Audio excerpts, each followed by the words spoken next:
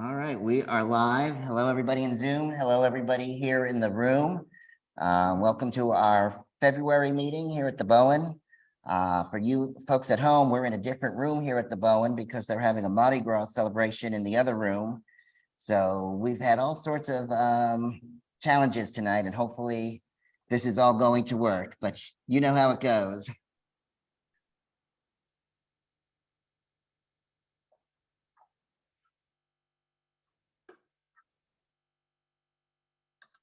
Anyways, can everybody see the screen at home and the start of the slideshow? Yes. Awesome. All right.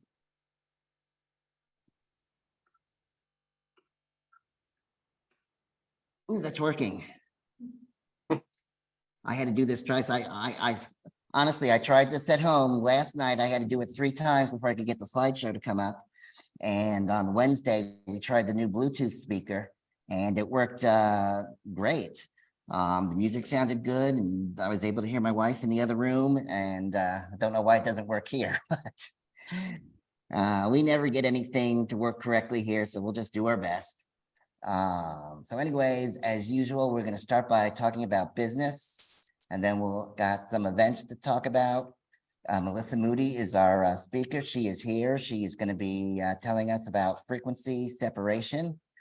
And then we're going to do our photo challenge. And our theme this month was Made Me Smile. How many images did we have? 15 images. I think that's what we had last month too. So that's a good amount. And so we will go to the next page. All right, so the deadline to pay your dues was the other day, February 15th. So if you have not renewed your dues, you're no longer eligible to participate in the monthly challenge. But if you do go ahead and pay it, we'll go ahead and reinstate that.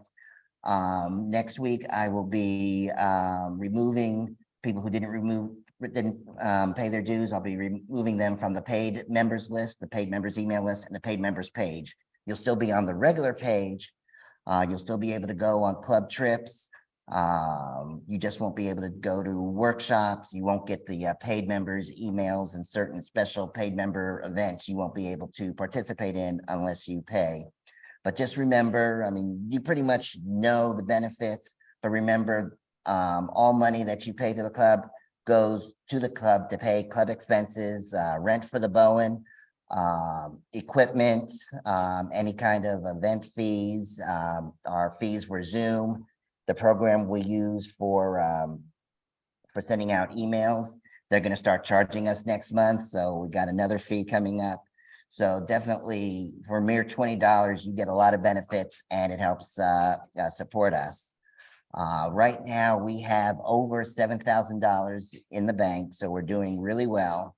We have, I can't remember if it's 148 or 152 paid members right now. We have pretty much 75% renewal rates, which puts us way ahead of where we were last year. So I think that's great, and I appreciate all of that. So I'm going to let Dick speak here because, as you know, we've been talking about getting bylaws and becoming incorporated. So Dick's been in charge of that, so we'll let him talk. And I'm going to talk off camera. So we're really close to pulling the trigger on incorporation. The primary hurdles at this point are 2. 1, there's a few odd bureaucratic details of how to do the paperwork that I have to sort out. But more importantly, we are lacking somebody to be our treasurer. I need to be able to identify a president, a vice president, a secretary, and a treasurer when I file the articles of incorporation. And right now we haven't got a treasurer. So if you're interested, give me a shout, or Mike or Lisa, and see if we can get this thing going.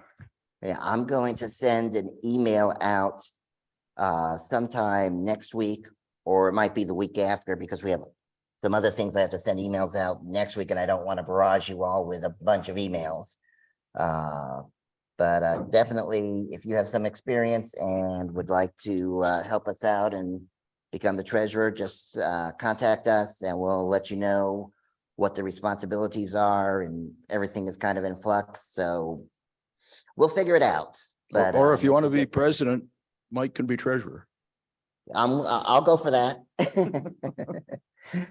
Or if you want to be vice president, I'll be treasurer. All right. We have quite a few events coming up. We'll go out of order. Dick, if you want to tell real quick, we have a waterfall trip that we haven't posted yet on March 18th, Panther Falls and Angel Falls. Yeah, well, okay, yeah, I realized that March is fast approaching and I hadn't scheduled anything, so I made a plan. There's a story behind that. The last time I was at Panther Falls, my camera bit the dust. So I'm a little bit fearful of going back there, but I'm gonna screw up my courage and do it anyway. Hopefully by that time, things will be in bloom. Cross your fingers, pray, do your rain dances, whatever. And Rick, are you here? Yeah. Yeah. No, Rick's online. Yeah. Rick But said- we have a trip next weekend with the Cobb Club down to Callaway Gardens to the Butterfly House and wherever else we decide to get into trouble. If I remember right, we're meeting at 10 o'clock at the entrance to the Butterfly House. If you buy your tickets online, they're $5 cheaper than if you wait till you get there. Anything else, Rick? Yeah, can you hear me at all? Yeah. Can the Okay, people in the room hear Rick? okay, so very briefly, yeah, we're gonna meet at the Butterfly House at 10 o'clock on next Saturday, the 25th. There's an address in the invitation, which is in the Facebook page. There's actually a GPS address that'll take you straight to the Butterfly House. There's about 1,000 butterflies. It's indoors. It's $24.55 total. If you buy your ticket online in advance, it's about $5 higher, as Dick said, if you buy it there. Bring a macro lens or close up and then sort of a mid-range zoom. And I suggest you dress in layers because it's warm in there and muggy. So even if it's a cool day, dress in layers so you can dress down a little bit. Added bonus, at 1 o'clock, there's going to be a Birds of Prey show at the Discovery Amphitheater, which is very near where the butterflies are. So if you want to, bring a longer lens for that as well and stick around. There's about 3 different restaurants on the property, so it's easy to find lunch. We'll figure all that stuff out when we get there. Do you want me to mention the alligator farm too at this point? Yeah. All right. So skipping ahead to May, the Cobb is also sponsoring a trip to the alligator farm in St. Augustine, Florida. We're offering it to paid members of North Georgia as well. We're talking about mainly water birds, large and small, abundant, nesting babies, all of that stuff, and very easy to photograph. You're very close to them. What we're going to do is drive down Wednesday, May 3rd, return Saturday, May 6th. We're going to meet on Thursday morning at 8 o'clock at the Red Door. Those of you who've ever been there know what I'm talking about, but it's on the side of the building. And what you do is you're there at 8 o'clock in the morning. You're there an hour before regular hours. So you're allowed to go in and photograph the birds an hour before all the families start showing up and strollers and all that kind of stuff. So it's kind of a cool thing. We will spend probably the middle of each day doing some other things. We're working up some short field trips for the daytime. And then before 5 o'clock in the evening, we'll go back to the farm, get back inside with our pass, and be able to photograph after closing at 5 o'clock until sunset, basically until dusk. And so you get that nice evening light down there as well. The cost on it is $85 for that 2-day pass that allows you to get access in the morning and the evening. Or if you just want to go with the general herd, it's $35 a day for the 9 to 5 part. And a number of folks have already signed up for it. If you want to go, you need to go through me so that I can send you the right information. We're signing up through a Google Forms sheet that CPS likes to use for registration of field trips. And that's about it. Okay, and you probably want to hurry and make your hotel reservations. And I sent the email out. Rooms are again? definitely filling up fast Yeah. down there. So I know a couple of North Georgia people are going. I'm going. I got approval of my days off this week. A couple other people told me they're going, so it should be a good group between the Cobb group and our group. And I've been to Alligator Farm about 8 years ago, so I'm looking forward to going back with a little bit more photographic knowledge. And Callaway Gardens, I've been to the Butterfly House there a number of times. We did a club trip there, what, about 4 or 5 years ago? It was before the pandemic. That's really, really cool. I'm going to be out of town that weekend, so I'm not going to be able to go on that trip. But if you can make either of those trips, I recommend both of them. And then we'll probably have a trip in April. We just don't know what it is yet, and we haven't scheduled beyond that. And now I have a treat for everybody. You've heard this person on Zoom, but you've never seen her live, and she's here. I'm going to make her stand up and come over here and be on camera. She didn't know that. But Timmy Schaller is here. For those who don't know, Timmy runs our workshops. She plans our workshops. She does a great job of it. We've got a couple of workshops coming up, and you may recall we sent out a survey about a month ago to see what kind of stuff you wanted to learn. And we got some really good results with that. And so Timmy's going to tell us a little bit about that. And we'll also tell you about these workshops. They're not posted on Facebook yet, but they will be soon. Okay, hopefully everybody can see me and hear me. Mike did ask me to talk about the survey results, but I wasn't thinking coming here in person that I didn't have access to all my full graphs and such. So anyway, I'll just have to give a quick overview of some of the survey results, just so you kind of know what we were looking at. So one of the things that I found interesting when I asked what people were having difficulties with, a lot of people said that they needed interesting ideas of places to shoot or new places to shoot.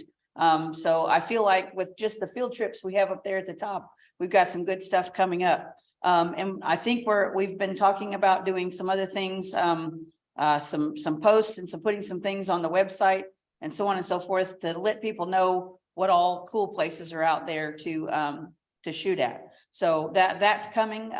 Another thing that a lot of people said they were interested in was metering modes. So we actually have a workshop. Mike Robertson is going to do that for us on April 13th via Zoom. That'll be at 7 o'clock that evening. And he's going to tell us everything there is to know, I guess, about metering modes and what your meter does and so on and so forth for those more newbies like me. But for anybody, I'm sure they can learn from Mike. And then we've also got another frog workshop coming up with Linda Lester.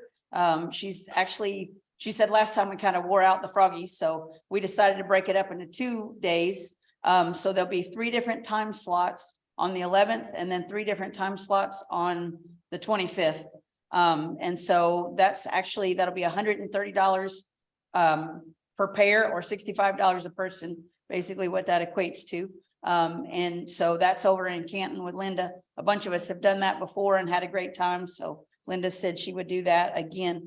Going back to the survey, we're listening. So we got a lot of results. I think 52 people filled out the survey. One of the other big things that a lot of people said they were interested in was the photo walks. So we're going to try to be setting up some photo walks, as it warms up, try to get some experienced people to lead us around, give us some topics and try to learn more together. So, but anyway, lots of interesting results from the survey that we'll be sharing, and we'll all be using that to come up with more workshops and field trips to make sure everybody's learning what they want to learn. So thank you. So speaking of places to shoot, I posted a file on the Facebook groups called Places to Shoot. It's a Microsoft Word document. It's 3 pages long list of places that I have or would like to go take pictures, all in Georgia. Well, almost all of them in Georgia, a couple in South Carolina. So they're all reasonably close by. A few of them are overnight trips, but it ought to give you some ideas as to where you might go. And if you want to talk about that, shoot me an email, message me on Facebook, whatever. I can give you lots of ideas on where to go. Right, and if you see something on that list where you'd like to shoot, but you don't want to go alone, post on the Facebook page. Say, I want to go to Anna Ruby Falls. I mean, I know probably most of us have been there, but say, I want to go to Anna Ruby Falls. Who wants to meet me there? That's what this list is for. That's also what the club is for. Even without the list, feel free to post ideas if you're going someplace or you want to know about something. But I did glance at Dick's list, and it's really good and very comprehensive. One thing I wanted to let you know about the frog workshop, we're going to kind of do that like we did last time. It's going to be a post will suddenly appear on the Facebook page, on the paid Facebook page. And at the same time, there'll be an email going out to the paid list. Basically, you're going to email Timmy if you're interested in going, and it's first come, first serve. And you'll contact her. She'll give you payment information. I think we need to send a check to Linda, but she'll take the first 12 names and 6 people in each session, and then a couple of alternates in case somebody can't go.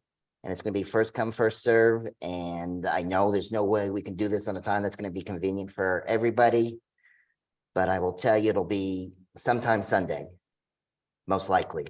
So be watching for that if you're interested in that. That is a great thing to participate in also. And I think that's it with the Mike Robertson. That one's going to be on Zoom. So when we get closer to the date, we'll post that information. And if you see anything else or have any questions, just watch for it. All right, so now our presentation tonight is Melissa Moody. She's gonna, hang on. You mentioned the Monday night Zoom. Yeah, actually, Cop Photo Society. hang on. I posted this on the page, but Hylos is gonna want to tell us about this. Here's the microphone. It's connected to me. Oh, so I gotta stay close to you. Yeah, don't tell anybody. Monday night, I think everybody's gotten a thing on Facebook. We've got Mike Moats, macro and post-up photographer, nationally known, and works all over the world for that. But he's going to give us a Zoom presentation Monday night with a conjunction with the Cobb Photo Society. So if you can, we'd love for you to join us. And I'll try to repost the link. But it is there on the paid members page. I just need to scroll and find it, and I can repost the link for anybody who wants to see that. So now we'll go ahead and have Melissa Moody talk. She's going to be talking about frequency separation. She'll explain what it is, and it's something that you do on Photoshop. So we told people to bring their laptops, and it looks like most people did not bring their laptops, but that's okay. You can follow along. You'll be able to watch this recording afterwards. She has handouts here, and we'll also post that on the Facebook pages and on YouTube. This is available to all members, not just paid members. So Melissa, I will let you start, and hopefully we'll get Photoshop to work. And let me take the microphone off. So there you go. All right.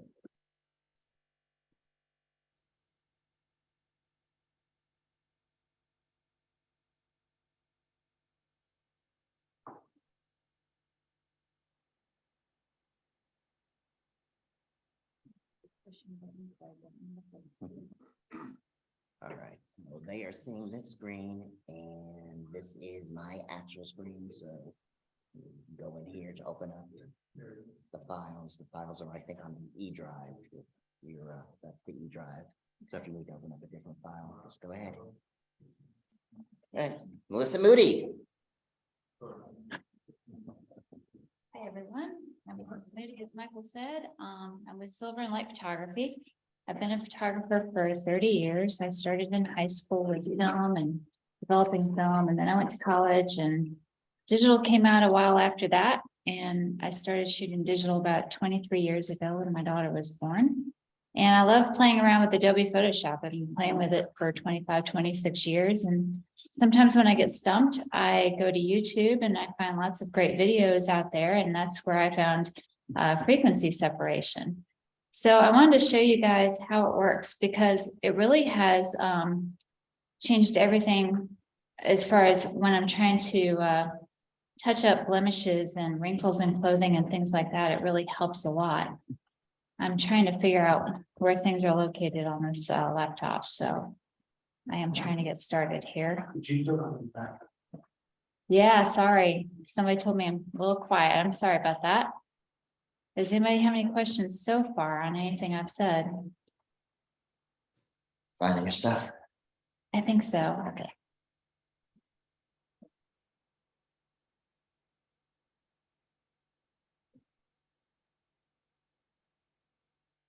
I was wanting this to be very interactive, so if anybody has a question as I'm going along, or if I'm going too fast, please tell me. I did want to show you a little bit about the interface that I'm working with. This is Adobe Raw Filter, and I'm going to show you. This is one of the filters in Adobe Photoshop, and I shoot in RAW. I don't know how many of y'all shoot in RAW, but I find that there's a lot more latitude with being able to adjust my photos, even the white balance. But if something's underexposed or overexposed, a lot of times I can bring it back quite a bit more than JPEG. JPEG is a very lossy format. JPEG is where your camera has decided what it's going to keep, what it's not going to keep. It's already processed for you. So there's not much latitude there for adjusting the image later.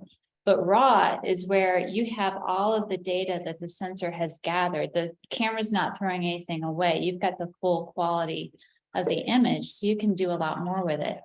I'm sitting here looking at this picture of my friend Ashley, and I think she's a little bit overexposed on her arms and her hands. So in Adobe Camera Raw, I'm going to take the highlights down just a little bit. And I've also discovered this neat little trick this year.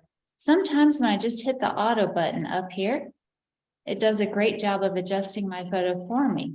It has saved me a lot of time this year. So I'm going to go ahead and open that.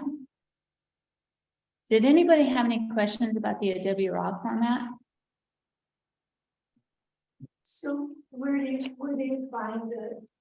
Yeah, there's the interface for Zoom is covering up all my controls. I'm trying to figure out how to get around it. If you click on file. See, it's covering things up here. Just drag the toolbar. Okay.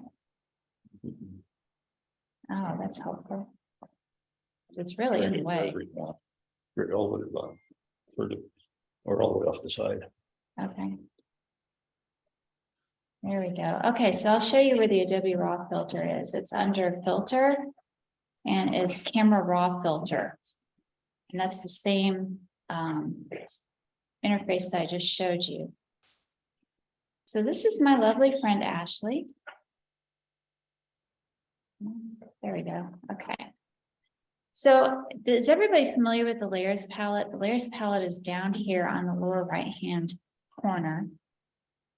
And what I like to do, I'm still trying to get things out of my way. I'm sorry. This is not my laptop, so I'm not used to it. But the fastest way to duplicate a layer is to hit Control J. So I'm going to hit that twice. I've made 2 more layers on top of my background layer. Now with frequency separation, what you're doing is you're separating the details and the texture out from the color tones. The top layer is going to be your details and your texture. It's the high frequency layer. The middle layer is your tones. It's your colors. And that's the really cool thing about frequency separation is you can separate the two and you can work on the skin tones and even them out without bothering the texture of the skin. Or if you're working on wrinkles in clothing, you can even out the tones of the colors in the clothing and some of the shading without disturbing like the texture of the sweater on top. So I'm going to go ahead and go to the middle layer. It's called layer 1 right now. And if you left click twice on what says layer 1, you can either call it low frequency if you want or color. I find it easier to call it color because then I know exactly what it is. So I've renamed that middle layer color. And I'm left clicking twice on the top layer here and changing the name to texture. Okay. So I'm going back to the color layer and I'm doing that by clicking on the bar that says color. And you start out by hitting the filter panel right up here on the very top. And you go to the blur and go Gaussian blur. Now this one is set to 61 pixels. That'd be a lot. Let me back up a step. I'm going to go to the texture layer and turn it off so you can see what I'm doing. And then I'm going to zoom in. And go back to the color layer. Go back to filter, blur, Gaussian blur. Now I'm going to choose a blur where the details are just a little bit gone. You don't want to blur the daylights out of your subject and not have any details. So I'm going to watch her eyelashes and her hair. I'm going to see where the pigments of her skin kind of flow together. And 4.8 is a little bit low for the pixel radius. It really needs to be somewhere more like 6. If you went up to like 10 or 40 or wherever I am, then that's a little too much. I find that somewhere around 6 is usually what works best. So I'm going to leave the blur there. So that's your color layer. It's blurring. It's going to separate out from your texture layer. I'm going to turn the texture layer back on, and you can click the little eyeball next to the layer name, and that's how you turn it on and off visibly. Now, this is where it gets a little tricky, and ignorance is bliss, because up until a couple weeks ago, I didn't realize that it's a slightly different process for a 16-bit image versus an 8-bit image. The math is slightly different. So how you do the next step depends on how big of a file you're dealing with, whether you're dealing with a 16-bit image or an 8-bit image. So the way you figure that out is you go to image mode. And right now, this says 8 bits, which I'm a little confused about. This is a raw image. I don't know why it's 8 bits. I must have done something goofy to it.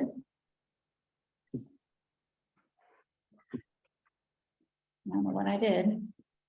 So I'll show you 8-bit. So you go to image, apply image, which is a little bit, it's like 1/3 up from the bottom. And you get this interface. Now for source, the source needs to be the same name as your file up here. For layer, it needs to be the name of the middle layer. And we've changed the name of the middle layer to color, but you could have renamed it low frequency. Originally, it was copy 1. I've named it color. So that's what needs to be right here, because that's the layer that's getting separated out. And channel is RGB. And since this is an 8-bit image, we are hitting subtract on this thing right here. And preserve transparency stays blank, mask stays blank. Scale is supposed to be 2. Excuse me. Yes. Okay, you just said that you were using the blending subtract. Mm-hmm. Tell me what subtract means in relationship to that photograph. That I don't know. I don't completely understand how this works. I just know how to do it. What it is doing is it's separating the image into different frequencies. So when I'm using a 16-bit image, I would hit add and I would hit invert. And what it does is it separates out the tones from the texture. But that's all I know. I don't understand completely how it works. But since we're working with an 8-bit image, supposedly, I'm going to do scale 2 and offset 128. And then the thing that stays the same on this top layer is you hit linear light. And if you were to add this top texture layer in with the middle color layer, you would have exactly the same thing as what you started out with. Does that make sense? It's kind of like a sandwich. You've separated things out into different elements, but if you smush them back together, you would have exactly what you started out with. So you're doing the reverse of adding, you're subtracting and separating the layers. Yeah, basically, yes. Don't know if I could show you. Let me create another layer real quick, and I'll show you what this looks like.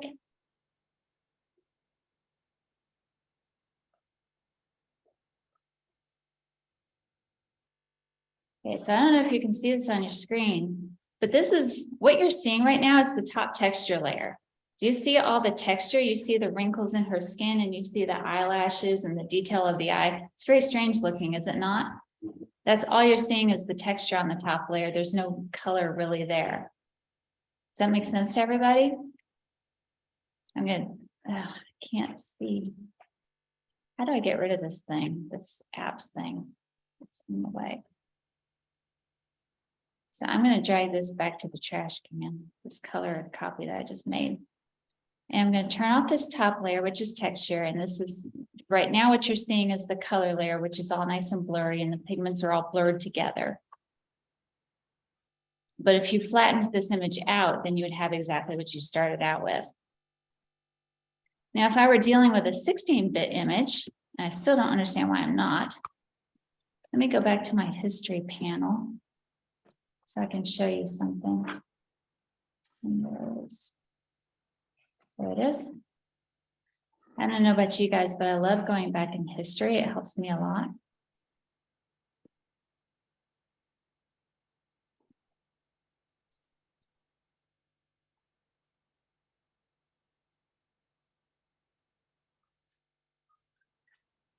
I'm just going to repeat this process really fast.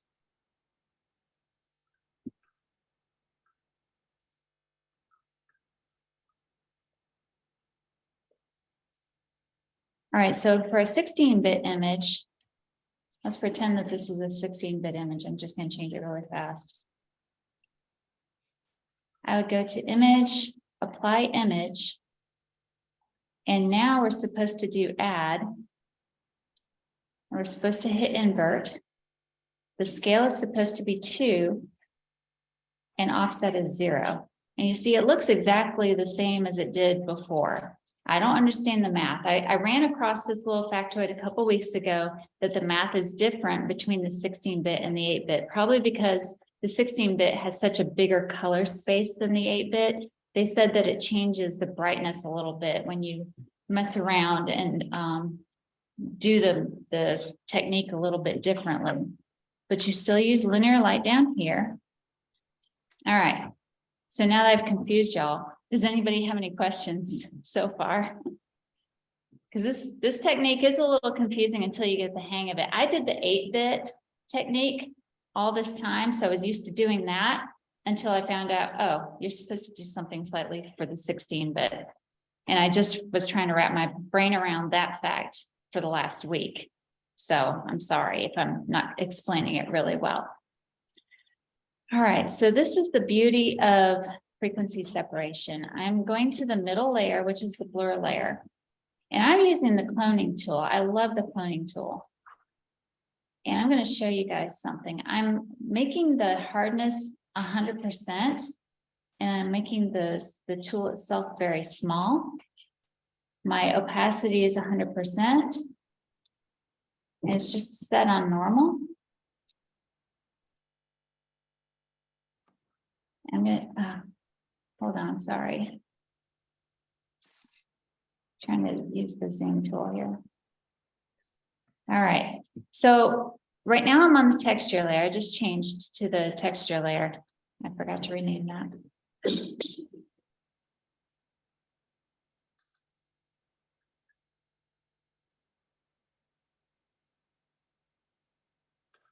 There we go. I'm using the clone tool. It's 100% hard and it's small. So I am choosing a spot right here. You want to choose a texture that's similar to what you want to fill in with. So I'm choosing a texture of her skin that's right close to this wrinkle so that I can just fill in. Oh, I'm on the wrong layer. There we go. So I'm hitting the Alt button so that I can select an area right here and I'm clicking, and that way it knows where I'm selecting from. And then I'm just copying right in here.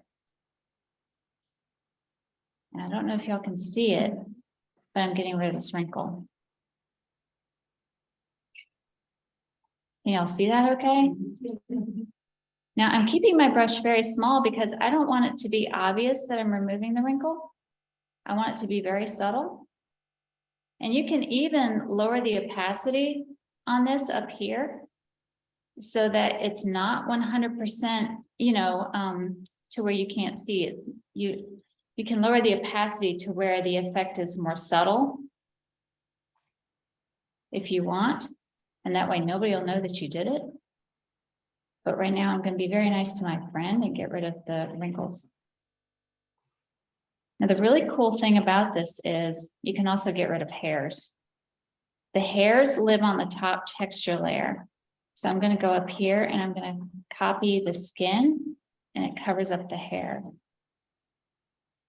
Whenever you adjust something on the texture layer, it gets rid of the fine details and it gets rid of the really harsh shading. Now I can still see a tiny bit of shading on the skin where the wrinkles and the hair were. So I'm going to go to my middle layer, which is my color layer, where all the pigments live.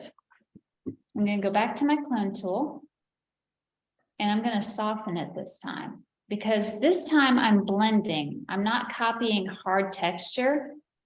I'm actually blending pigments. So I'm going to make the brush a little bit bigger. I'm going to lower my opacity to about 20%. That's what I have found seems to work the best. And I'm just going to copy some skin and get rid of this shading. And the nice thing is you can always just build up a little bit so that the effect stays subtle. If I turn my opacity up to 100% and then try to color the pigments in or copy the pigments in from another place, it's just, you can see it, it's obvious. You see that? So I keep it around 20%. I'm going to hide her wrinkles just a little bit here. Now, what I really love about this is filling in eye bags and things like that too. I'm going to make my brush a little bit bigger. My opacity is still around 20%. I'm still on my color layer. And I'm going to choose a spot on her cheek and start filling in a little bit here.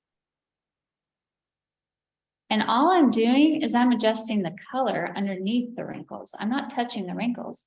You see they're still there, right? The detail is still there. But I'm lightening the color.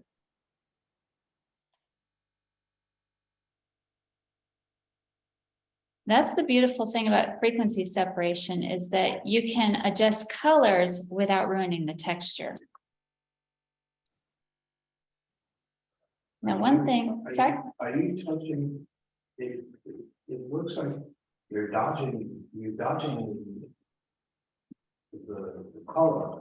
I'm not. And also, what you're doing is you're eliminating some of the texture. Believe it or not, I'm not. I'll show you. I'll back up a little bit. See how there's just darkness under her eyes, but if you can see the wrinkles, they're still there. Let me fast forward a little bit. I'm using the clone tool and I'm copying a lighter shade from her cheeks up to here, but the wrinkles are still completely intact.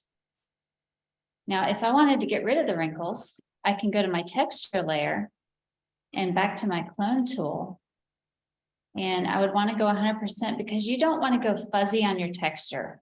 You want sharp texture. Otherwise, it's going to look like a big blurry mess. And the same thing with the brush. You want a hard brush. Otherwise, you wind up with fuzzy edges and you wind up with blur in your image. And I like to go very small on my brush. That way, nobody knows I did it. So I'll show you. I'm going to copy texture from here. Now it's just copying texture. It's not copying color. It's only copying the smooth texture from right here on her cheek. And now I'm starting to erase that wrinkle. Ooh, I didn't like that. Nope. You have to be careful when you're moving your mouse that you're keeping it where you want it to be. Because otherwise it might wander into territory that you don't want. Now, if I completely wanted to get rid of her wrinkles, I could. I don't think it's a good idea. I can go down a little bit on the opacity and soften them just a little.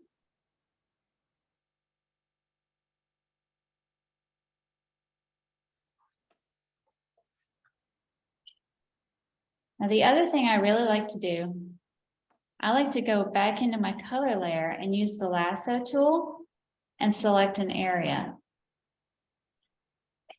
And what this does, some of the shading that's on her face and in her wrinkles and everything does live in the color layers. You have to play with this because sometimes things aren't where you think they are. But I'm going to show you, let me modify the selection. I'm going to feather it.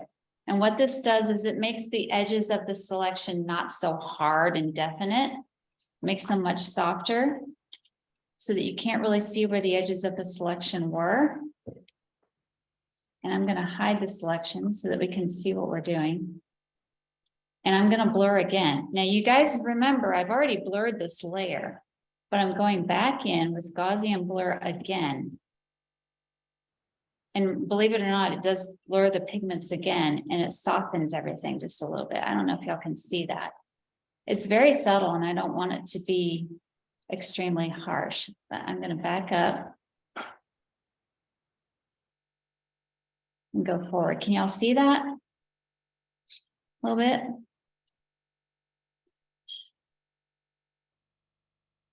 Can you toggle it on and off? Yeah. So I'm going back in time in the history panel to where I didn't have it selected and feathered. That's where it is right now. Watch her cheek really closely by her smile lines. It kind of softened it. Yeah, I see it. I'm going to do her whole face, and then you'll really be able to see it when I do that. Now I'm still on the color layer, so I'm still blending pigments together.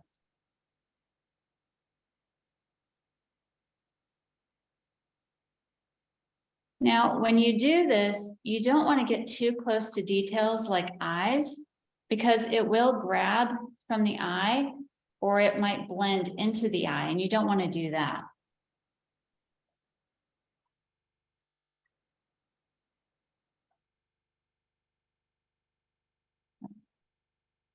Go away selection. There we go. Okay, and I'm gonna fill in a little bit more under her eyes.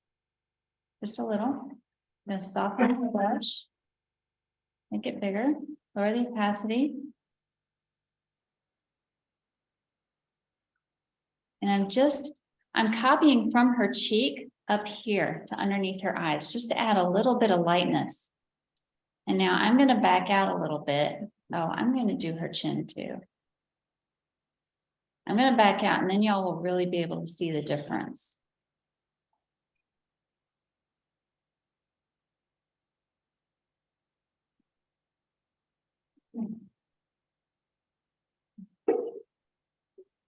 All right, so I'm going to go back in time a little bit. I'll just go all the way. Look at that. Okay, y'all watch your eyes especially. Did y'all see the difference?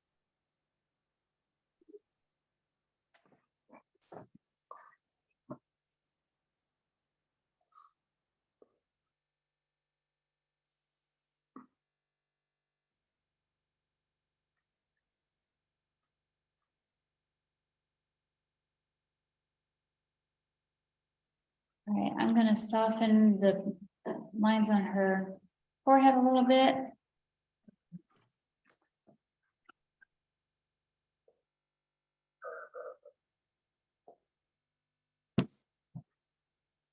On her cheek. Now that's extreme. I think that's too much.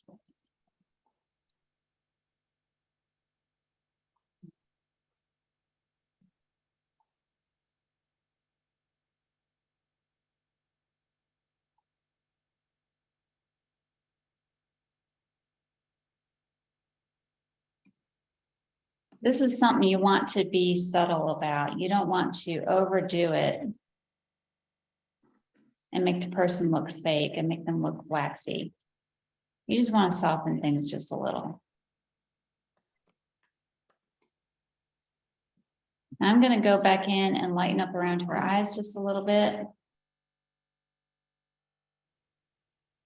Cause I think it's a little dark around her eyes. Well, what's that on? 50%, okay.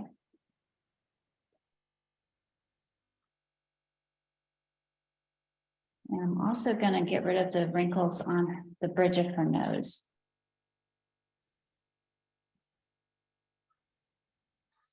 Okay, my brush is 100% hard, it's very small, and it's at 100%. Oops, I'm on the color layer. Gotta go back to the texture layer to get rid of the little wrinkles.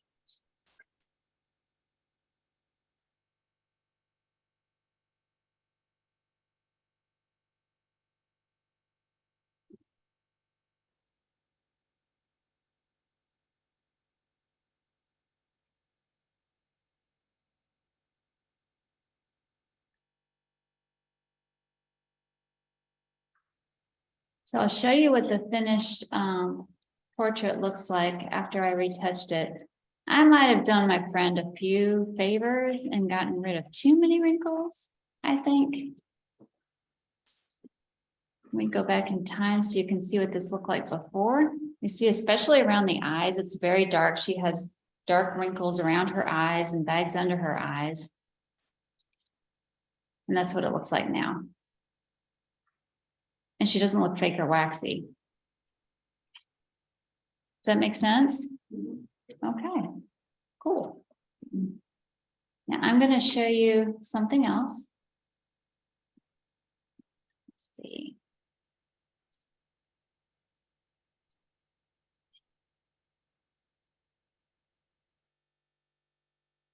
Sorry, I'm trying to figure out which file it is.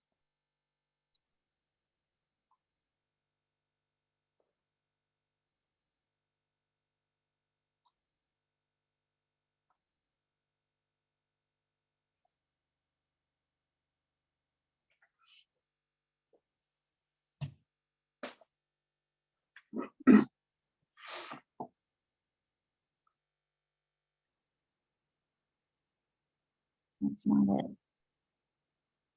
I have another question. Yeah, go for it. Okay. On the gouging and blood, when you did that originally, okay, you saw the whole image On the what? on the gouging and blood. Yes. When you do that again, okay, now, it's softened, essentially, it's softened the entire photograph. Yes. Now, if you move it back to the original setting of the gouging notice before you did it, would it exaggerate the changes that you just made? That's interesting. I've never tried to do that. In other words, you just want to correct that problem, let's say the wrinkles in the eyes, right? And then now you bring it back because you want the crispness of the photograph. Let's say that was a portrait and you want it a little more distinct. So are you asking basically, I don't know how you would undo that. I don't know how you would undo the blur. Like take it back to 0 maybe? Yeah. You go back to the original setting. I suppose it worked somewhat. Let's see.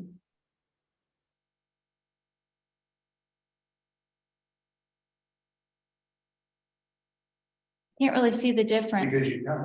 Because when you're doing that, you're using the Gaussian blur, and then you're softening the whole image. Now, assuming that you wanted something, now this particular gal has a lot of wrinkles, so you may want to soften the image a little bit. But I'm just saying, let's say it was a younger person that had like silk skin. Yeah. And then you did, you know, they may have a couple of wrinkles here and there. Now you reverse it and go back to what it was. Will those changes that you just made on the texture and show up because of the crispness of going back 3,000? I don't know. I do know that, I had to disconnect this. I can't find the image that I want. Okay. Think about it. Think about taking acne or pimples off a kid's face. Okay, the blur will soften the edges of the coloration. Ribbon ones. You'll go on the color layer and change it and clean up the color, right? I Take can't out find the the red, image I want. whatever. But the other layer will retain the texture of the skin. Well, it won't let me. Right? If you undo the Gaussian blur, you're undoing the texture. Right, and that's gonna leave you a mark. You're gonna see the boundary. Doesn't the Gaussian blur soften the texture? It's what separates When the you two undo- out. Then when you undo the Gaussian, right, you put back the texture and that will show you a boundary. You'll see the boundary where you make a change. Yeah, okay, then that's what I'm at. That's I what was I'm asking her if you went back, Yeah. would it draw our attention to the fact? Yes, it would. Well, she was doing subtle changes. I wasn't doing it, radical changes, and that's what did the pimple, we got a red spot on the skin, you'll see. Because trust me, I've done it. Okay.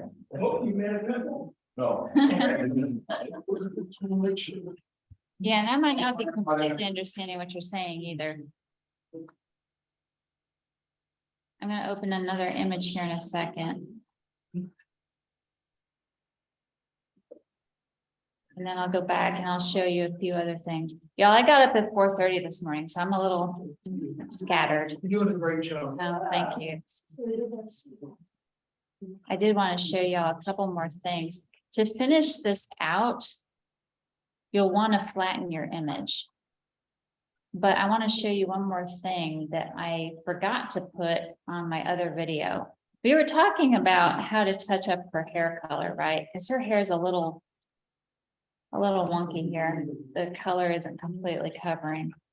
So if you use your paintbrush tool and you put it in color mode, and you can try a lower opacity and a softer brush. And if you select by hitting Alt and it turns into a dropper tool and selecting an area. And I'm on the color layer right now. So I'm on the middle blurry layer. Sometimes you can color in a little bit underneath the hair texture. Now, I don't think I got the color quite right. You gotta play with this. I'm gonna try a different area and try selecting. It's still not right. I think I need to up my opacity just a little. But using this trick, I was able to add some color back into her hair, believe it or not. And that's the cool thing. If I had used the paintbrush in its normal state, I can't get the color right. If I use it in the normal state, then it just covers over like that, right? It just paints like a normal paintbrush. But if you use it in color mode, then what you're doing is you're changing the color. Oh, I'm on the wrong layer. That's why. I needed to be on the color layer, not the texture layer. Well, I'm still not getting it right because I'm copying from the texture layer. Y'all, I warned you. Got up too early this morning. There we go. We're finally getting a little bit better color there.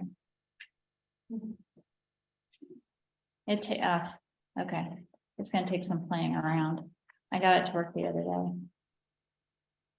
Really well, a lot better than this. I know what I could do. I could go down here and select a color for good's sake. There we go. That's better. And then I think I was able to darken it using the burn tool. Dodge and burn. That's a little too much. You gotta be subtle and you gotta play with it, you know? It's not easy. But I got her hair to look really good using this tool.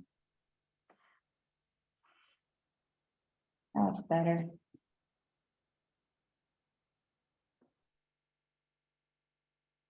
So any other questions so far?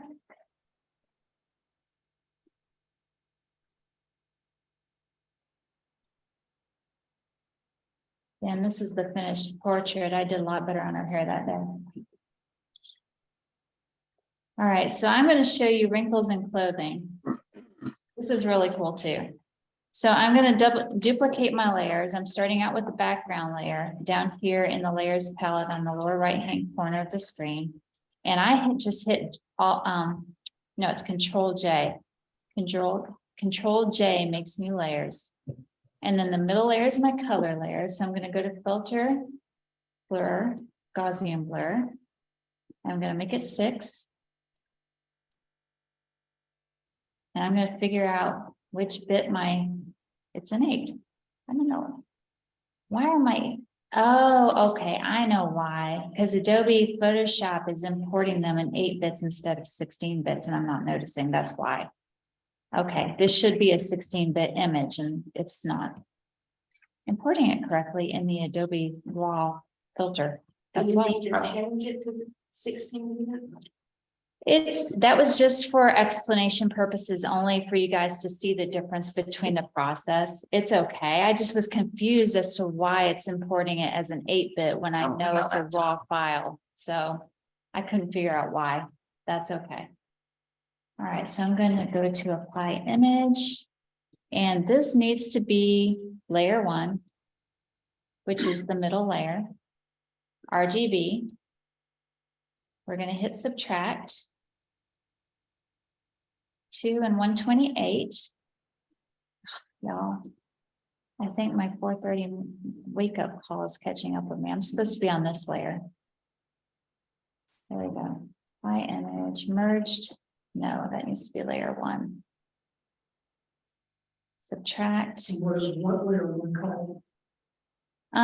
Layer 1 is the middle layer. That's the color layer. That's the one I'm subtracting out. So this second line that says layer should be the name of the second layer, the middle layer. And in this case, I got lazy and just kept it layer 1. It could be named low frequency or color. And then scale and offset is 2 and 128, and it's on subtract. And then the blending mode over here, instead of being normal, is linear light. There we go. Now, I was trying to get rid of wrinkles in clothing. And I don't know about you guys, but when you're trying to use the clone tool and you're trying to match blending and things like that, and you wind up with fuzzy textures and it doesn't look quite right, it's really hard to fix stuff like this line in her shirt. So I tried frequency separation on it one day and it worked really well. And what I'm doing is I'm going to the middle layer, which is my color layer. I'm just going to go ahead and rename that.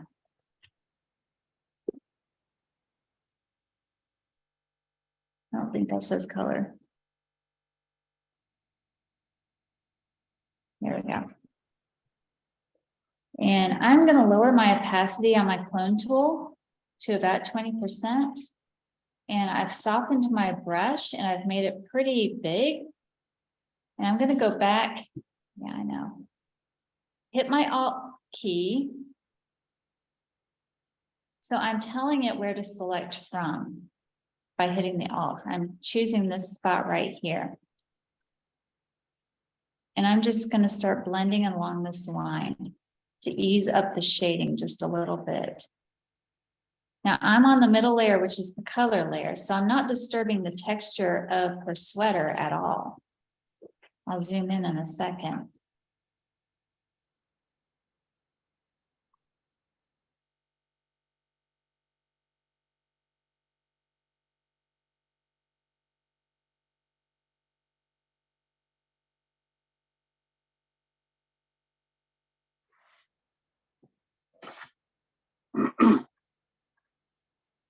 I'll go really slow with this.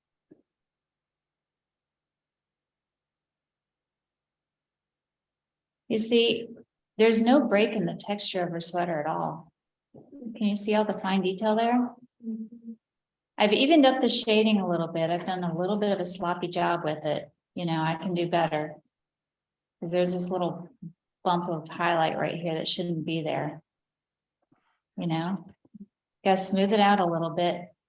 But that's what happened on the middle layer is being able to blend the pigments. Now I could try my lasso tool again and see if that works any better. and go ahead and blur it again.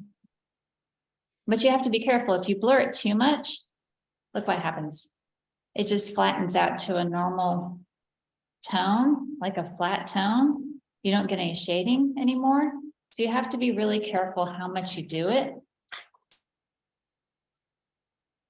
And those marching ants are really bothering me.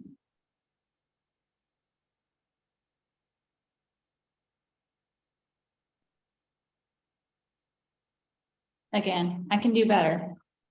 But I think you guys get the idea, right? That's how I was able to get rid of the wrinkles in his shirt as well. Is using that tool. This is the finished picture. I didn't get rid of all the wrinkles, obviously. But look at her shirt especially. It really worked wonders. I couldn't believe it. I especially got rid of all these little wrinkles on his sleeve and over here. That's the finished one. Isn't that crazy? Because of frequency separation. Sorry? We're gonna find an iron. Right? Yeah.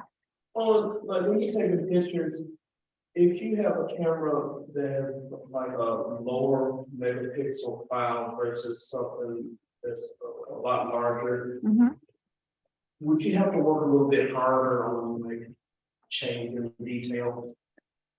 It depends on how much detail your camera captures, but it's also on the quality of your lens and how sharp everything is too. It really depends on how much detail is there. And that's a lot of factors. That's your f-stop and whether there's motion blur or anything like that. It's the sharpness of your lens, the amount of detail your sensor picks up. There's a lot of factors that go into play with how high quality the image is. Also, how far away are you from your subject? My camera is a product camera, so the amount of detail I can capture with it is just absolutely insane. But I bought it specifically for capturing product.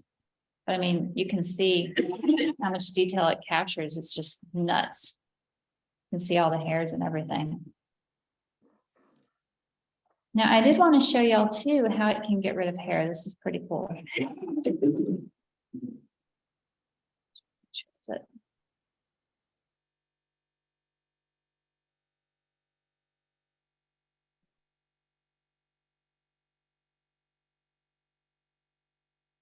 I don't know if anybody online is asking questions. Is anybody online asking questions? I have one question. What is a product camera? It's not exactly called a product camera. I just bought it because the sensor is huge and it captures a lot of data. Does that make sense? Okay. I have the Canon 5DS and it has a lot of little, I'm trying to think of the words right now. The sensor is just very detailed. It eats light like crazy. It doesn't perform very well in low light situations, but it can capture a lot of detail. The problem with dark situations is that it gets very grainy very fast. I'm trying to find the setting that says where the bits are. Oh, I'm sorry. I'm an advertising photographer. So I photograph product like I worked for Fabric and Fringe Warehouse recently, and I was photographing rolls of trim because that's something that they sell. I was photographing bolts of fabric, that kind of thing. Does that answer his question? Maybe. See right there, Adobe Photoshop thinks I'm importing an 8-bit when I actually want to import 16-bit. So that is the problem right there. And I wasn't noticing that because it was buried. So that explains that. You're shooting full frame. You're shooting full frame. Yes, I am shooting full frame. Yep. Next thing I'm going to show you is how you can get rid of hair with frequency separation. All right, I'm hitting Control J twice to make 2 layers. This one's my color. This one's my texture. Going back to color. Oops. And we're going to blur, Gaussian blur. Then go back 6.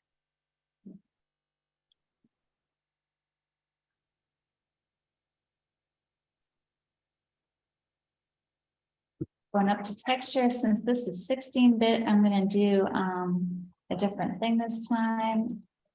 And since it's 16-bit, okay, so the second layer needs to be color, because I've renamed it color. And this time I have to hit add and invert. And the scale is going to be 2 and the offset's going to be 0 instead of 128. But I still hit linear light. There we go. Now, I didn't like the group of hair on her arm right here. I just thought it kind of looked messy. And when I zoomed in, I saw some little dots on her arms. So what I decided to do was I decided to go to my clone tool. Can you tell I love the clone tool? And go to 100%. Keep my brush hard. Make it small. And I'm going to get rid of the texture on her arms really quickly. So I'm hitting Alt and I'm left clicking on my mouse to tell it, okay, I'm selecting from this area. And I'm just clicking on these dots. And the mouse is kind of staying with me. So I'm getting rid of these dots on her arm. And what I'm doing is I'm really smoothing out the texture of her arm. So she's going to have perfectly smooth skin. Okay, so pretend that's done. Now I'm going to use that smooth skin to copy over the hair. This is not crazy. So I'm selecting from down here. I'm hitting Alt and I'm left clicking to tell the cursor, this is where I'm selecting from. And then I'm copying up here. Now you can see it doesn't completely get rid of the hair. There's still some shading there that's left underneath. We'll get rid of that in a minute.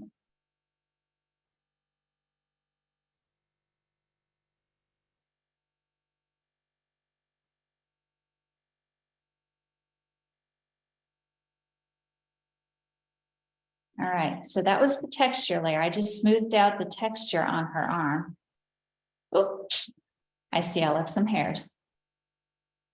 So I'm going to select a hair-free area and finish getting rid of the hair. Because right now it looks like she just got a haircut and there's hairs all over the place.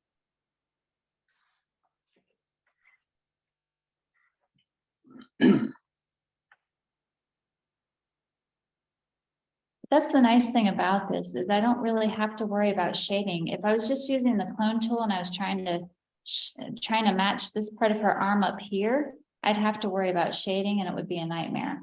Okay, so I'm going onto the middle color layer right now because I'm going to get rid of that shadow that was cast by the hair.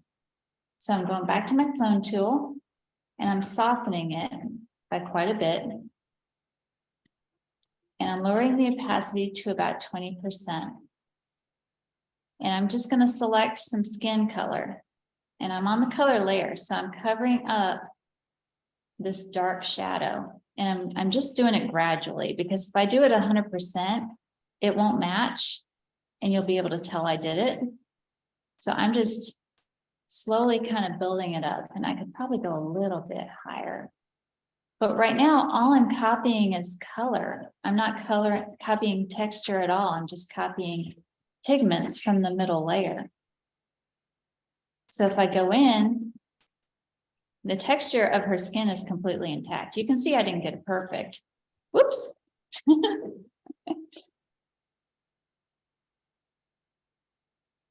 But can you see that? And I would do a better job over here, you know, of ending the hair correctly. Is that a gumbo in her skin? I don't know if she's got some kind of little zits or what. I don't know what's on her skin. Like right here? No. Oh, that's where I was clumsy and I didn't end the texture of the hair very well. You're not on I'm not? Where are you talking about? Right there? I can't see. The cursor is so loud, I can't see it. Your that cluster. Right there. Oh, there's probably a little red mark or something. Zoom in. Okay. See that dark little, looks like a little black head. I think it's a freckle. If you're looking at that little spot right Yeah. there, I Yeah. think it's a freckle. Okay. That's the cool thing about this too, is if she had freckles, and I think maybe she does have a few little freckles on her nose. I don't have to get rid of the freckles to touch up her skin. Because the freckles, she does have freckles, y'all. This is awesome. Okay. So I'm gonna go to the color layer right now and show you guys. I can blend the colors in her face without touching the freckles. This is so cool. And I'm gonna hit Alt and take that back out. There we go. And I'm gonna hide that so you don't have to look at those marching ants. I'm gonna feather it a bit. There we go.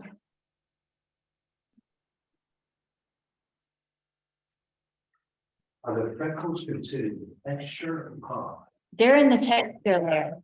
So yeah, I can smooth out the color of her skin and not touch the freckles, which I just absolutely love.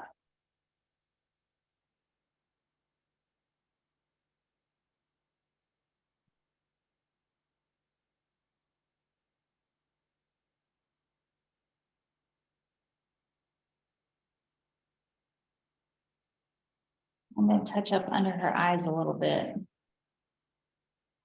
She does have a little bit of darkness under her eyes, so I can select, okay, I'm on the color layer. I can select a little bit of lighter skin from here and fill in just a little bit up here.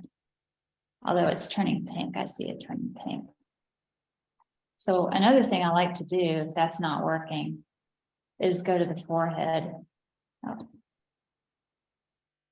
Because that's a lighter color. It's very even. There's no wrinkles. There's a little bit of a delay here and it's throwing me off. What did it just do? Okay. I'm on the color layer right now. And I'm taking a little bit of color from the forehead and cloning it in under her eyes, just to get rid of the dark circles under her eyes that I see. I think I did that one a little too much. I'll lower my opacity a little bit.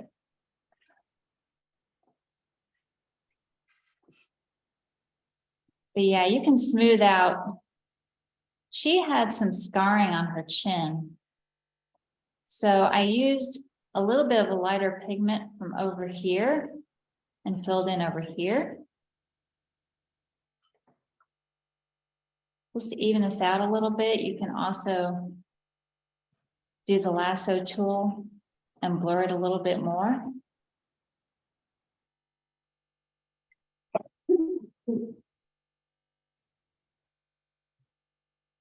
And then you can copy some texture in if it's still not quite right.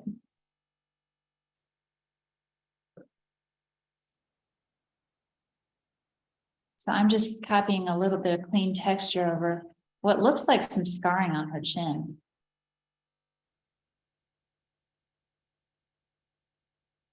Let's see if we can go back a little bit so you can see the chin before. Now see that? And now after.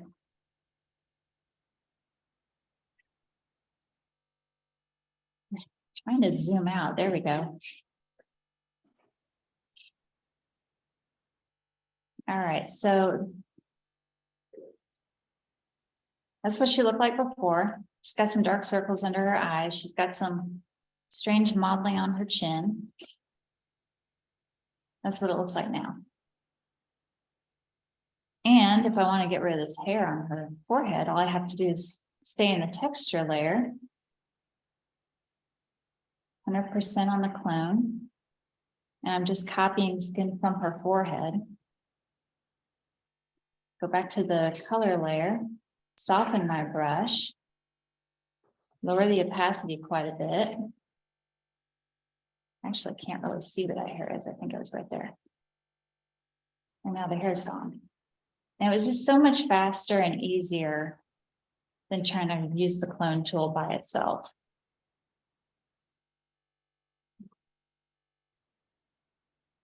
And she's got some wrinkles in her dress. So I could go to my texture layer, make the brush hard, raise the opacity to 100, and copy texture from here and get rid of the wrinkles in her dress. This one's really easy because the wrinkles aren't deep. They're in the top tool layer. You know what I mean? They're not in a deep fabric wrinkle.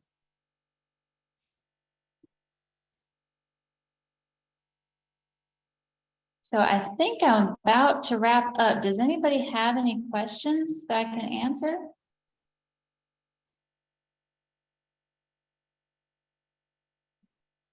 Everybody asleep?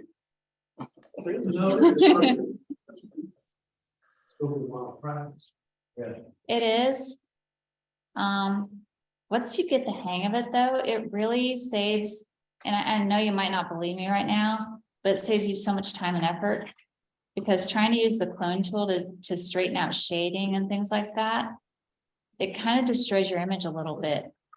Because it can make things blurry, whereas this one will keep your detail. This technique will. See, all the wrinkles are gone. I'll back up a little bit. Well, not all of them. I still see some. But that's what it looked like before. That's what it looks like now. It's much better. If I really took some time, I could do a better job. So what do y'all think? Yeah, I think it's cool. Awesome job. I hope I made sense. I'm gonna have the notes that I wrote up sent out. And I'm giving y'all my contact information. That way, if I didn't make sense, and that's very entirely possible, then just call me or email me and I'll be happy to walk you through it. You know, especially if you've got an image that you want to retouch, then I can help you through that. Might make more sense than watching me do it. Thank you. That on the Facebook page or it's a file. But you can see that. That's how I learn, is by following along on the instructions too, so Yep. thank you so Learn by much. doing. Making the long drive from you in Marietta, Backwards. Ackworth, Yep. okay. I have one question. Yeah. I've learned the hard way that a lot of the researching and stuff that you do, you end up having to use large, I don't know what you call it, hard drives and stuff like that, and store your information.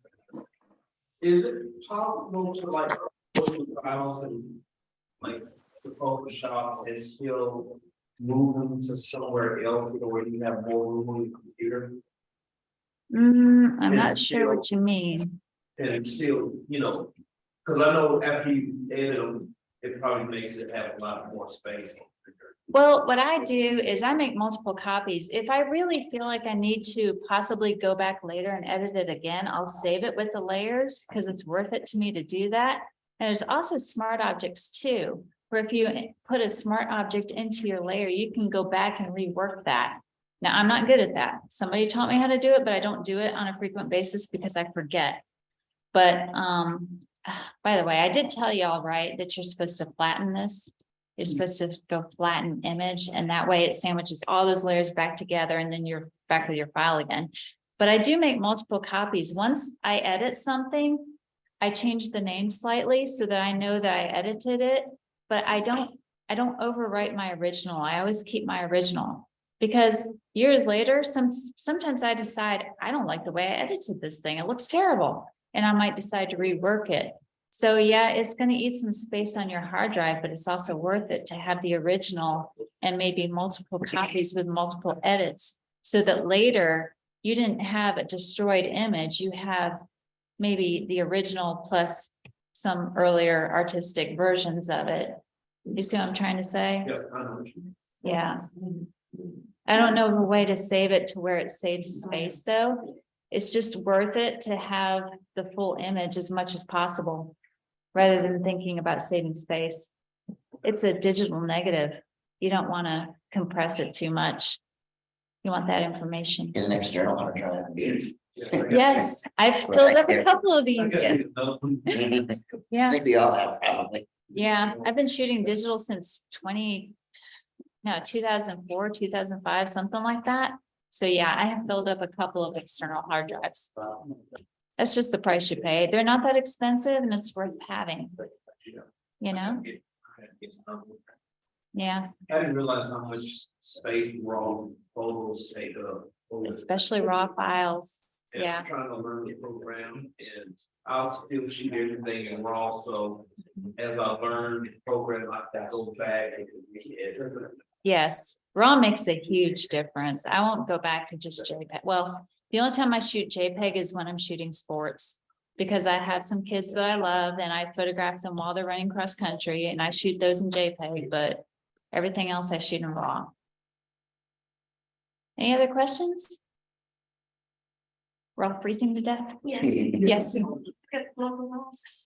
sorry, Find out about the internet. me too. So. I primarily use Lightroom, but I can go up import or whatever into Photoshop, and I'm having a semi-newbie in Photoshop. Mhm. I do Chrome, but, and I notice sometimes it works out and sometimes it doesn't, so this kind of helps, with that. But if you flatten at the end and export it back down to Lightroom, Hmm. can you at some other time open it back up? No, Layers? no, it's not. Once you've smushed those layers, they're gone. Sometimes if I really think that I might want to change it later, I'll save it with the layers. That's what I wanted to do. Yeah, But I was wondering. yeah, and check into smart objects because you really can rework the layers again, even after you thought you were done. But like I said, I keep forgetting that that option exists. So I don't use it, even though I should. Yeah, you're welcome. So the 3 layers are called what? Texture, color, what was the other one? The bottom one is the background layer that you started with. That's all it is. Yep, That's just like with any edit, you start out with a background layer. yep. Sorry? I have a question. Yeah, go ahead. If, are you familiar with any videos or a particular YouTuber who offers Photoshop classes? Well, there's a lot of great, sorry, go ahead. No, because I use Lightroom as well, and I'm only a year into my journey. So I'm very not only unfamiliar with Photoshop, but extremely intimidated. So I'm trying to find someone or somewhere I can go to get the basic fundamentals of how, I mean, because I'm sure everyone can agree that Photoshop is extremely intimidating. Yeah. Yeah, I probably know how to use maybe a third of it. It's very powerful stuff. Right. I don't know of any one particular person that you should just follow along with. I usually find that I want to do something, and if I get really stuck, then I go to YouTube and see if there's a video on it. And somehow I just stumbled my way across frequency separation without meaning to. But I do like Piximperfect a lot.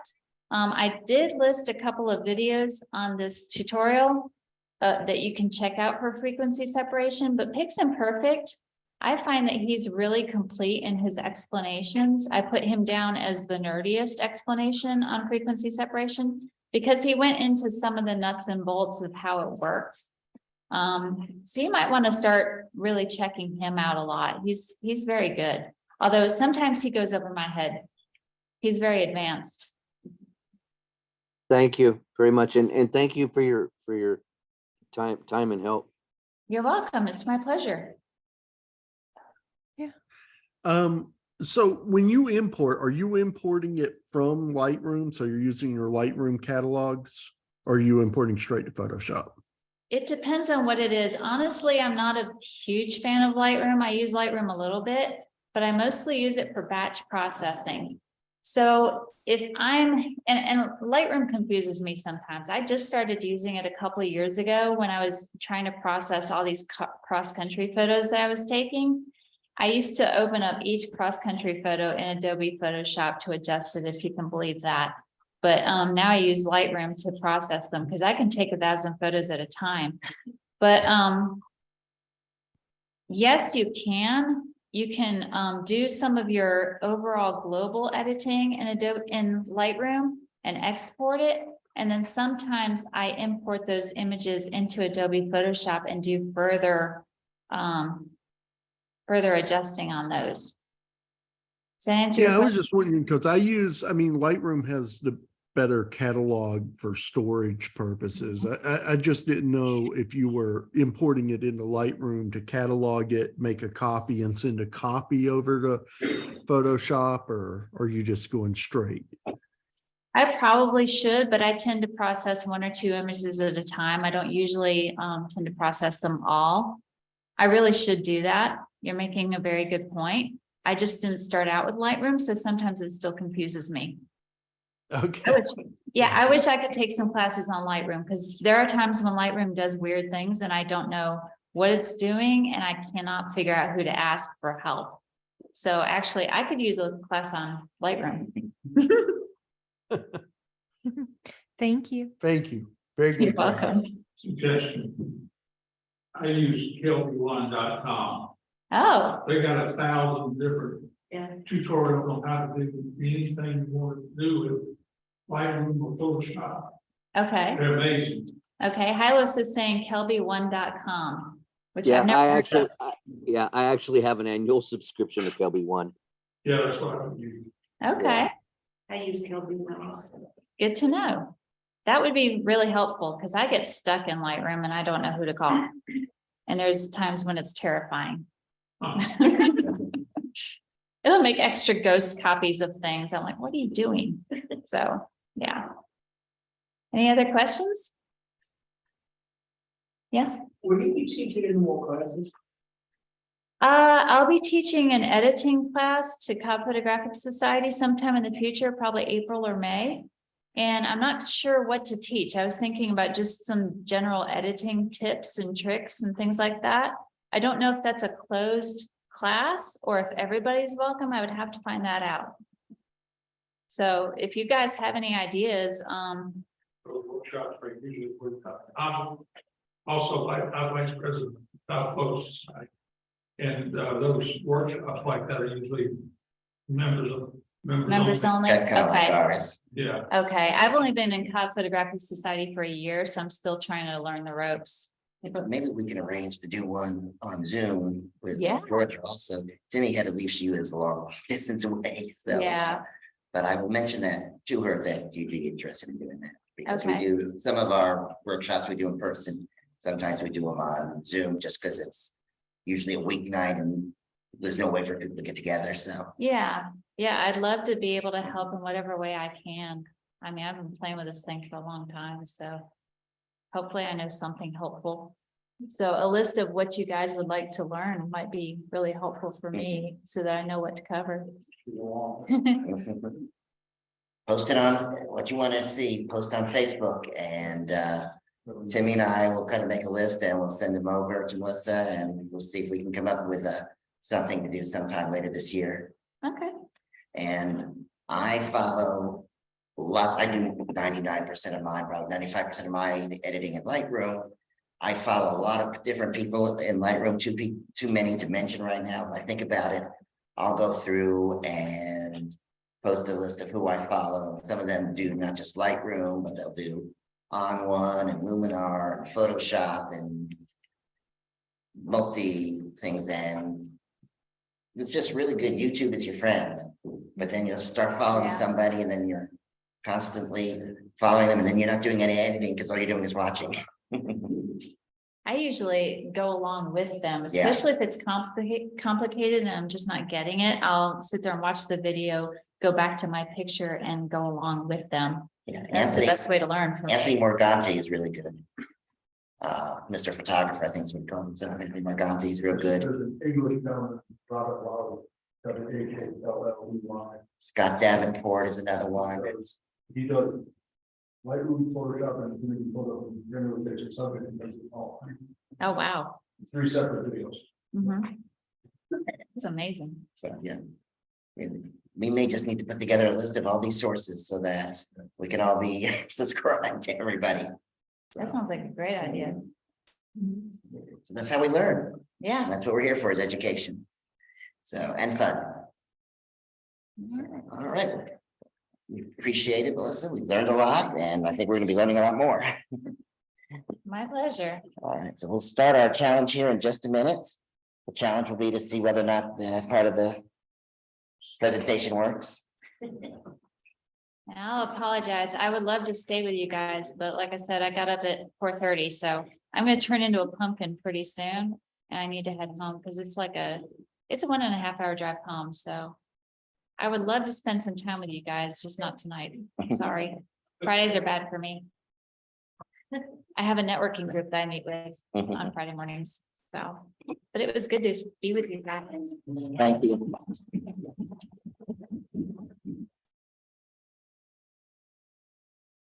Just remember to post any questions or ideas or suggestions on the Facebook page. Maybe tag it in some way. We'll come up with a tag so that we can find it and we'll go from there. Everybody in the room have a ballot? Did you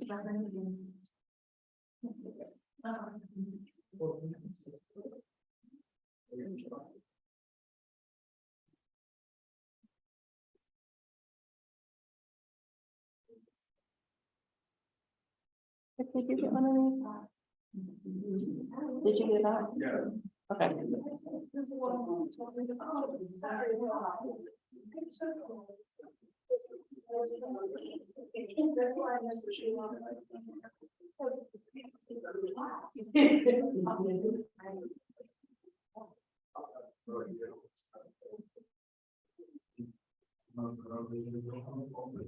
Bear with me while I find Lisa's slideshow here.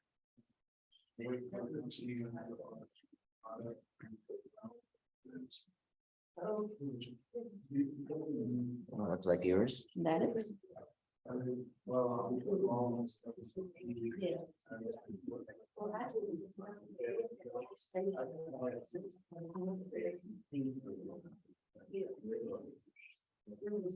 I suppose to put this mic on. Sure. Or you can just hold on to it, whatever works easier for you. Okay.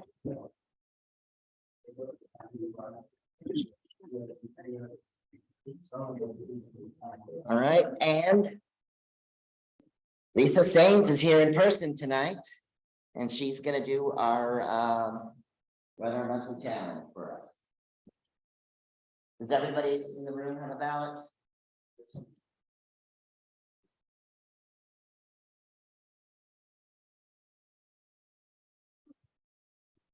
My turn to move this bar out of the way.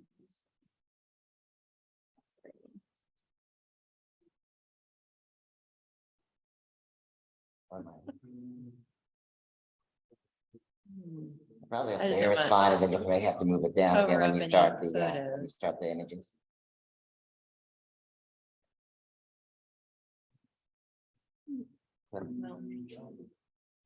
My hero keys. Okay, hopefully everybody can hear me in the room and online. I don't know how many new people we have tonight, either place.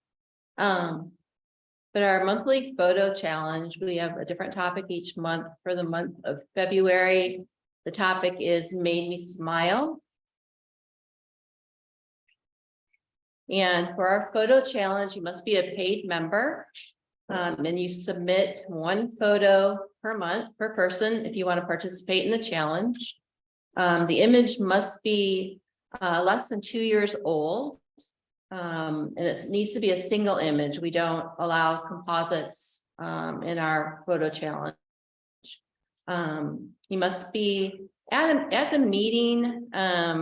We need Not to change anymore. that. Yeah, I found that I need to change that online also. Yeah, so this year you don't have to be at the meeting to submit your photo or to place in the challenge. And for the top 5 that place each month, we award points, and those points are accumulated throughout the year. And at the end of the year, we have a winning photographer of the year. So when you vote tonight, on your ballot at home or in the room here, you're going to pick your top 3 places, first, second, and third place. Don't vote for one photo more than one time. And keep in mind, do the photos that you're selecting fit the theme? Again, tonight, that's made me smile. And if you're online at the end of the challenge, you're going to email your vote to vote@ngaphoto.club. And we'll share that email address again at the end of the challenge. Like Mike said earlier, we have 15 images, so I'm going to go through them fairly quickly 3 times. So you'll have 3 opportunities to view all of them. This is number 1.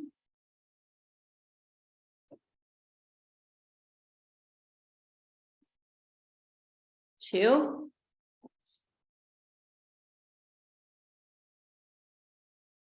That bar distracting anybody? I can try to move that again.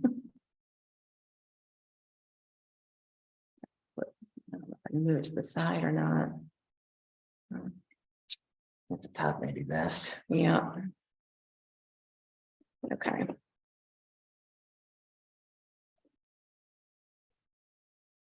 Three.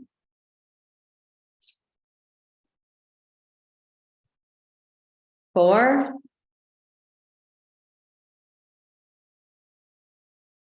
Five. 6. 7.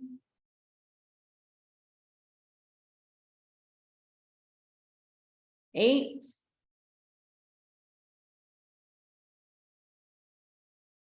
9.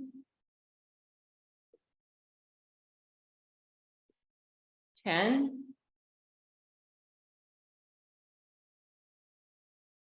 11.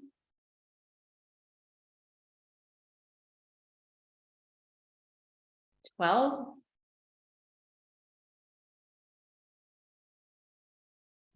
13. 14. 15. Going backwards. 14. 13. 12. 11. 10. 9. 8. 7. 6. 5. 4. 3. 2. 1. And real quickly for one last look. 2. 3. 4. 5. 6. 7. 8. 9. 10. 11, 12, 13, 14, and 15. If you're voting online, please email your votes to vote@ngaphoto.club. And we will tally votes and post the winners tomorrow.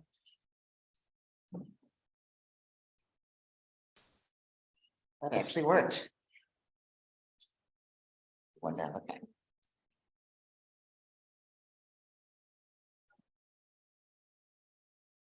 All right, well, we're collecting ballots here. I'll pull up the last page of mine.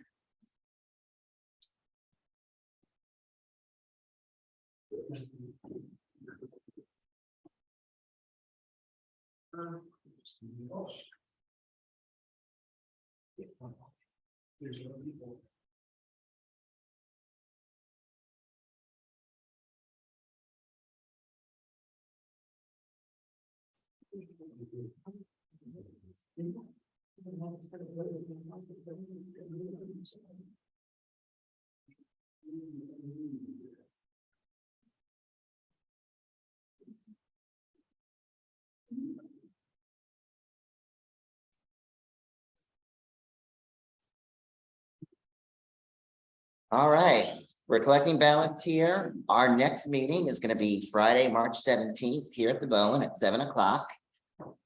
Maybe we'll get the speaker working then. Our presentation is going to be Pat Fahey, and the presentation is going to be on focus stacking. And our photo challenge theme for next month is straight down. And that's it. Thank you, everybody, for coming. Those of you who are here, you're invited to go out for Mexican, and we'll see you all next month. Have a good evening, everybody. Thank you.